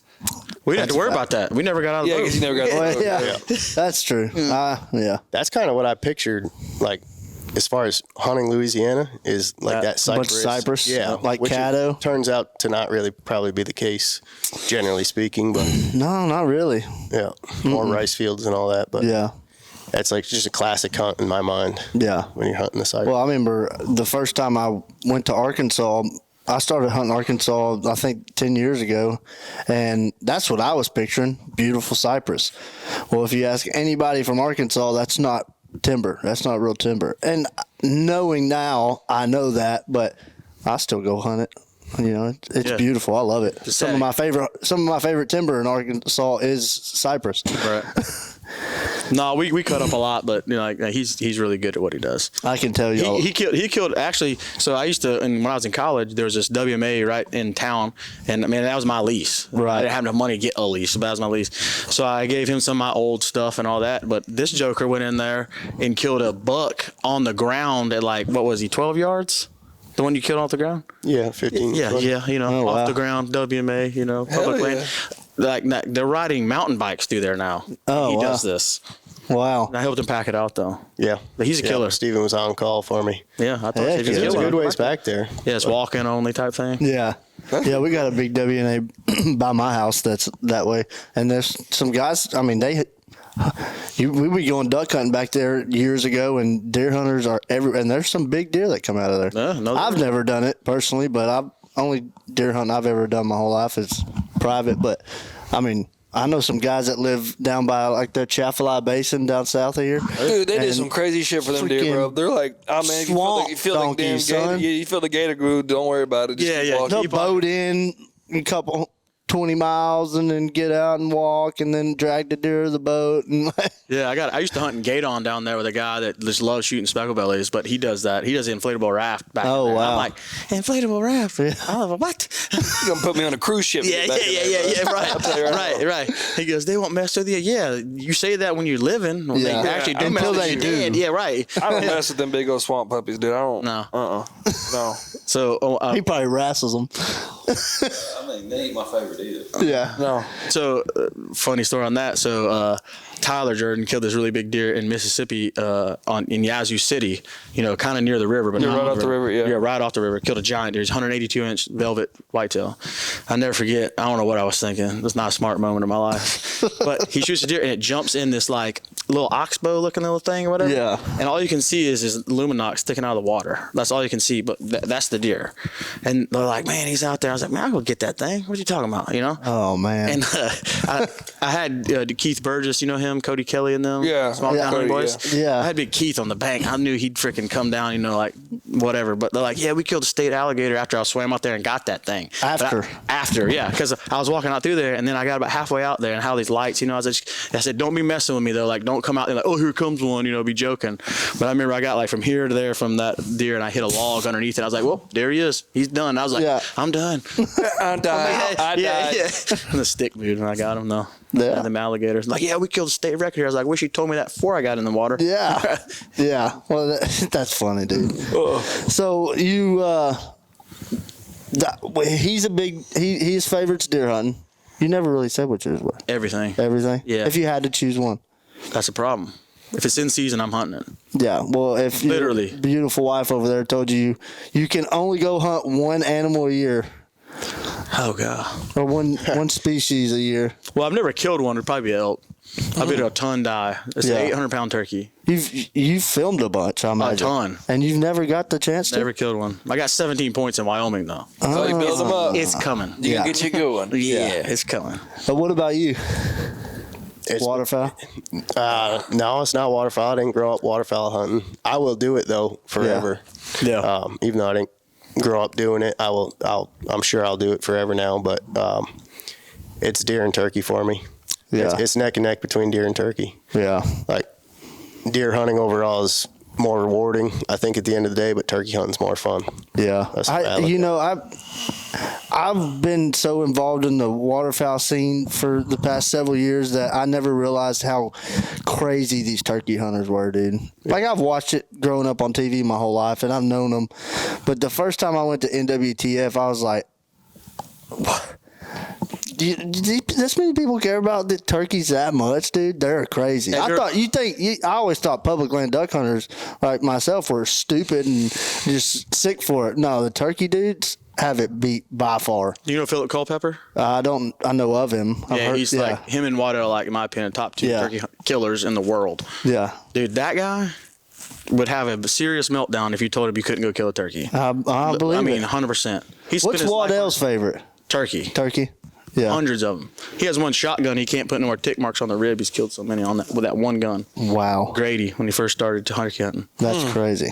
That's insane. Yeah. But I love turkey hunting too, but yeah. Not like that. yeah. But that's what we have in Georgia. Like we don't have ducks. You know? Well, in Well, Texas, to be fair, I haven't shot a duck an hour and a half from my house in 15 years. You know what I mean? Right. I mean, it's 7 hours for us to even get close. Right. to That's true. dude, I will say, I think the reason I went through a period where I didn't really turkey hunt very much, but I've kind of started turkey hunting a lot more the last 2 or 3 years.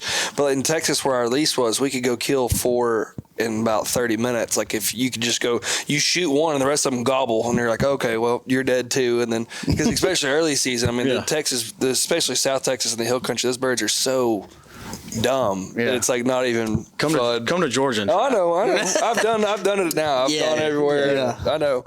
I still need my Osceola for my slam. That's my goal this year. So All I need is a Rio. really, I've dude, I never can get killed a you Rio. one. Dude, I got you one. Okay. Just let me know. Sweet. Frisbee got his second slam week. this year. Yeah, second week of April. Second week 8. And so did Cody. I don't know if you've ever met Cody. He works up there with us. They both did. Yeah. All I need. I don't know Cody. Yeah, they both did. And then, It's his hunts in. yeah, yeah. He gonna get his. He likes. Oh, yeah. He likes his goats. I can't tell you how many times I've tried to get that sucker to duck hunting. He doesn't care about duck hunting, to be honest. And if it is, it's shooting jacks. And Yeah, that's it. blackjacks. Yeah. That's a ring all neck he killing cares. son of a gun right there, bud. Hey, if they're in the decoys. Dude, I Like, he's like a blackjack purist. went I swear to God. I went hunting. No, 1,000%. He's not. Like, he kidding. will not. He don't want to kill mallards. He wants to kill blackjacks. I was hunting a couple weeks ago, like when I was supposed to I be think at he just work. wants to be different. And I sent Set himself apart. I shot one and I sent a picture and I was like, I know I'm supposed to be at work, but I shot this for you.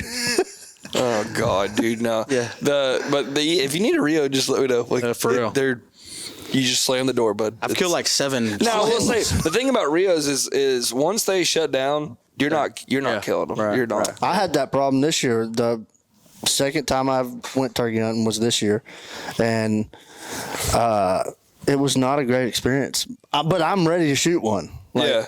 I'm not the type like where I to be honest didn't even see a turkey, so it was bad. But like that makes me want to go shoot one even more. That's right. You know what I mean? Yeah. Right. Makes it harder on them. And the bad thing You were about going late that is- season too, though. You were. Yeah, it was late season, yeah. and Once they shut down, you're not really turkey hunting. You're kind of watching, hoping one walks out towards you because they aren't responding to nothing. They're not striking up. Yeah. You're just trying to go find them. Deer hunting them. Oh yeah, 100%. I just know I'm gonna. That's right. I just know when I shoot one, it's gonna be bad because I'm gonna get sick for it. Oh, Yeah, 100%. Just like duck hunting when I first started. yeah. yeah, I and had that's the last Benelli thing. I Nova. need. Oh, I yeah. had Benelli Nova and went to South Louisiana with that guy. Yeah. I shot 14 boxes of shells. Oh God. With a pump. Oh God. I told him I can't shoot no more. Like on day 3, like my head was killing me. Yeah, Because like it was just pounding. yeah. 3.5. Oh God, Letting it dude. Dude, sometimes people still use the 3.5. So I'm like, man, you just gotta get some better shells, bro. You still use 3.5s? You shoot 3.5s? Dude, I shoot a 20. I've been shooting a 20 the past 3 years, and I think I could shoot him. Yeah. I can shoot him. What? I like anything that goes bang, so I don't Yeah. care. Yeah, no. Literally. I just, yeah, I don't know. I don't ever use 3.5 anymore, even when I goose hunt. But Really? yeah, no. I mean, if I'm going to shoot geese, I'll bring my 12 gauge out. But Right. Crane, I don't care. That 20. crane. I said the last time I used 3.5 is probably crane hunting. Yeah. You can reach out and touch some stuff with some cranes. That's right. or- And they're bigger. No, I thought they were. I just throw that TSS at them. Yeah, They just fall. yeah, that's true. Bismuth, whatever. Yeah. It's crazy when TSS first come out video on it. Like you could tell the gun that you could pick the bird out in the group that the guy shot with a TSS. 'Cause it was like moving the bird. Yeah. Like he'd be flying, all of a sudden he'd be moving. Like, yeah, you shot that one, didn't he? He goes, how'd you know? I was like, because he moved like 2 feet up there. I'll tell you right now, before my he little started brother- falling. Before he I'll started tell you flying, and then he fell. I'll take my brother on his first crane hunt, and I'll tell you, he at this point he can't shoot now, but at that point he couldn't hit. He couldn't hit this TV screen out here in front of us with the shotgun, and He couldn't do that opening weekend this year. no, dude. And he had some TSS in his gun. I gave him a couple shells. I think that I did like the first 2 shells regular. The third one was TSS. Like, hey, reach out, poke one. Yeah. I swear to God, dude, we were sitting there. We'd shot all these cranes. There's one getting out, and we're like, anybody got a shell? He's the only one with a shell. He turns around and just collapsed it. And I was like, he was so I bet pumped, too. one BB hit that damn thing. All that matters is a golden BB, baby. Yes, sir. That's all you need. That's Yes, it. sir. The cranes is fun. Have you ever had the opportunity to crane hunt? I have. Well, I filmed a couple. Filmed it? Yeah. shot He filmed them, awesome with the Undertaker. Oh, really? Oh, wow. Where was that at? I was around Lubbock area. Oh, yeah, West Texas. It's about the best place to do that. Yeah. Yeah. Imagine hiding an Undertaker in a layout. It's a large man. You got to use the XL. Jeez. Biggest human I've ever seen. Yeah, you got to use the XL. I'm sure he didn't fit in the XL still, huh? No, Yeah. it's like triple. Which is like XL. You're like, hey, 6'8". dude, can you get your head down a little bit? And he's like, Is he? We were turkey hunting with him, and I never forget the brake on the golf cart wouldn't work. I was trying to be nice. I was like, I'll get it. No, I got it. The man reached over like this, his middle finger, and put it on the brake. Didn't like Stopped it. bend over. He just right here, just put his middle finger on the brake on the floor. Jesus. He never turkey hunted. Like, you're gonna have to coach him through it. I was like, I ain't telling him nothing. Yeah. Like, he do wants to whatever go he there and want grab it. He can. to. Yeah. I thought you were going to tell me he y'all just need to stuck take, his foot out and braked. He just reached his head out and put his middle finger on the brake pedal. Without like bending over. Like he Y'all need to take a Theo Vaughn on a Waddell. Dude, I can watch that video That shit's so funny. every day. Did you see him with the sunglasses at 5 in the morning? Yeah. He goes, what you seeing? Nothing. Dude, I watched him and Joe Rogan the other day yeah. when he came out, and he told that story. I went back to watch the video again, like with Waddell. It was so funny. I'll never forget when I was filming Waddell in Arizona. He drew Arizona elk tag, and we were getting our teeth kicked in by these elk. Like, we were killing them. So he's like, we gotta call Uncle Ted. So he called Ted Nugent, dude. I could have freaking moved every mountain out there after Ted got us fired up. It was so awesome. Yeah. Who's the coolest person you've taken hunting? Or you've been with hunting? Oh, there's a I ton guess. of them. Yeah, I mean, a ton of them. Who's your Undertaker's favorite? cool. I mean, Cole. Yeah. Cole's your favorite? Oh, man. He didn't even grab your thigh. Undertaker's really cool. Yeah, he didn't try Yeah. to molest Yeah, him. you a big wrestling guy growing up? No, not Yeah. at all. He was completely opposite than what I thought he was going to be. You know, like Big, scary, mean asshole or not. something? He's super the nicest guy you'll Big old ever teddy bear. freaking meet. I imagine, But he yeah. could break you in half if you got sideways with him. Still right now. But don't look for it. Yeah. Just don't get cross with him. Yeah. Yeah, I mean, that's probably the last person I'd get cross with. I never forget when we took him turkey hunting. There's one like where we used to have this big lease in East Alabama, and there's one little gas station that we always go to. The birds aren't gobbling, just to kind of pass the time, whatever. We walk in there, and the dude behind the counter comes out from behind the counter. So like the Undertaker's standing right here beside me, and he's looking me dead in the eye. He goes, "There's only 2 people in this world I've ever wanted to meet." I go, "Who's that?" He goes, "Jesus and the Undertaker." And I go like, he's like, "Yeah, he's in my store." And we look behind the counter. There's little Undertaker figurines all behind the counter. Oh, wow. Never noticed them. So it was funny. We were walking around the store, and he'd like be watching the Undertaker. The Undertaker's just chilling. He was super nice to the guy. But Undertaker would stop like at the monster can. He'd be like, "You want a white one?" Be like, "No," he put it back. And like that, we leave. He comes out the back door. "See ya." That's awesome. Next day, I go back in there because we used to hunt every day. He goes, "You ain't gonna believe who come in here." I'm like, "Who's that?" He goes, "The Undertaker." I'm like, "Yeah." Never even knew I was with him. I was with him. But he bro. was talking to me. I brought him. Yeah. I brought him in here, bro. No, he was cool. I mean, we do take a bunch of baseball players. Yeah. Bunch of NASCAR drivers. Yeah, they're all good guys. Have you taken any professional athlete or whatever that has never been The Undertaker had never been turkey hunting. Really? Mm-hmm. Turkey's gobbling over here. He got it on a knee. Oh, I was like, that ain't gonna work. Here come turkey. Spooked him. We spooked 5 turkeys before he killed one. he get all excited. Oh, he was Too jacked. damn big. Yeah. We gave him a little pump 20 gauge, whatever. It looks like a toy Like gun. a pistol. Yeah. He shot it one-handed. Sitting down. That's funny. Oh my gosh. He ended up killing 2 of them. That's, Oh, really? that's insane. So I guess one more question I have for you. So you said, since you are younger than these guys, did you expect, like when, say 5 years ago, did you expect for you to be able to be doing something as cool as what you're doing? Not at all. Yeah. No, I had no idea it was coming. Yeah. It It wasn't like a dream. Like you're just like, oh, no. we'll see where it takes me. No. I mean, growing up, I always thought it'd be cool to be, those guys on TV doing it and all that, and hunting around the country and stuff. But I, sort of kind of let that go. Just never really thought it would happen. And then, it's a lot easier now seeing through YouTube, social media and stuff, guys out there actually doing it, guys my age, guys, just passionate about it. Yeah. So once I kind of decided I wanted to do it, I did set my mind to it, but I never thought I would, I never thought I'd be working for Realtree. I never thought I'd be traveling around the country, filming hunts. And man, I've seen stuff I would have never seen in my whole lifetime in the last 4 years. That's awesome, dude. That is cool. It wasn't the goal, but set my mind to it once it kind of got into Once it. you got into it, you're like, this is pretty cool. Yeah, I'm going to stick to this. This is way better than in whatever. I mean, you stuck it out. You stuck it out in fishing waders, and I'm sure very frigid temperatures. So you were about it from the. I'm gonna beginning. talk to Dennis. I'm gonna give them crap for that. That is messed up, dude. I think I was fine. I don't remember it being all that bad. I mean, Yeah. they took you care. gotta mess with They took good care of me. I'm sure they did. Well, you We're just still started a gonna water give 'em fountain. hell. You didn't know you weren't supposed to be comfortable. You're like, this is probably just how I'm supposed to. Still be. gotta give guess. them hell, dude. Well- They're hometown boys, so They worse than that, and I think they know this. They got their nice heated pop-up tents on top of their truck. Yeah. And, they got twin mattresses, heated blankets in there. And You stuff. slept in the truck. I slept in a hammock out on the shore of the river, and I'll never. You won't forget ask for nothing. I'm telling you. Yeah. cold ass on the bottom side of that hammock, that alarm going off at 2:30 in the morning. Yeah. Get out there and get on the water before everybody See, else. I'm gonna let Getting your Mr. fly David, fishing our waders, camera they're guy, get in that froze. tent with me because I'm just a nice guy. Yeah. They might have offered. I was just I'm trying sure to they tough did. it out. I'm sure they did. Cut my teeth. Yeah.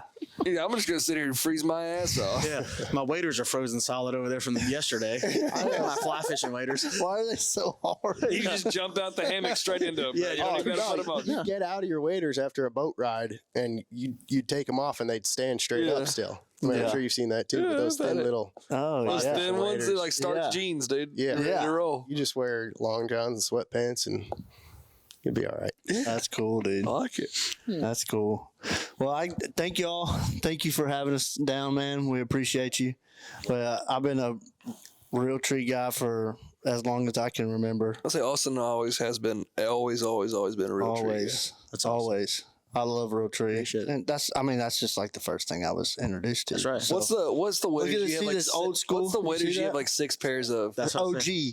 I think I bought it from, Brown leaf, I Spartan. don't even remember, to be honest with you. When I got it, it smelled like old. Does it Smell like mothballs Like and a basement. They Spartan right there? it says Rattler's brand. Oh, that's Wrangler, baby. Yeah. Yeah, that was legit. Well, I couldn't even tell you. I didn't even know that, to be honest. I've had this thing for, she hates it, but because it doesn't, she thinks it just looks old, I guess, but It's awesome. We're bringing that vintage. pattern Oh, back. it's cool. I know. About to put on some I know. shotguns. There's some cool excited. stuff y'all have coming out. Oh yeah, got some old school. Next year's 40th anniversary of Realtree. Really? 40th anniversary. I get to see some of the patterns when we were up there.